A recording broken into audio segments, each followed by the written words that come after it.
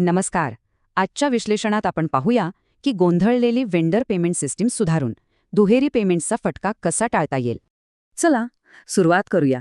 वेळेवर पैसे देणं नक्कीच चांगलं आहे, पण चुकून दोनदा पेमेंट झालं तर मोठा मनस्ताप होतो, बरोबर?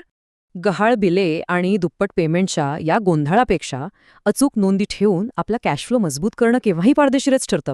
यावर एकदम परफेक्ट उपाय म्हणजे जोहो बुक्समध्ये एक अतिशय सुनियोजित अकाउंट्स पेएबल वर्कफ्लो सेट करणं.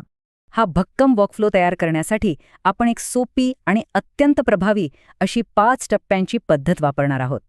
पहिली पायरी म्हणजे सिस्टमच्या पर्चेसेसमध्ये जाऊन बिल्स निवडायचं आणि नवीन बिलाची अतिशय अचूक नोंद करायची. दुसरी अत्यंत महत्त्वाची पायरी, वेंडरचं नाव, जीएसटी, रक्कम आणि ड्यू डेट अगदी काळजीपूर्वक तपासून घ्यायची. इथे मेकर चेकर प्रणाली समजून घेणं गरजेचं आहे.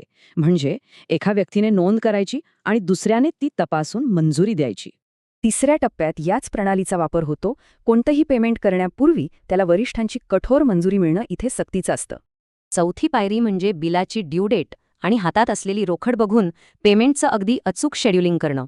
आणि पाचवी शेवटची पायरी, बँकेतून पैसे पाठवल्यानंतर लगेचच जोहो बुक्समध्ये त्या पेमेंटची नोंद करून हा वर्कफ्लो पूर्ण करायचा.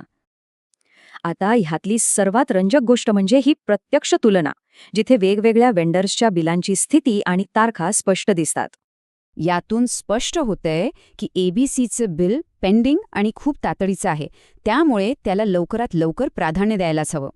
जाता जाता एक महत्त्वाचा प्रश्न, आपली सध्याची पेमेंट प्रणाली खरोखरच दुप्पट पेमेंट आणि कॅश फ्लोचा हा गोंधळ पूर्णपणे थांबवते का?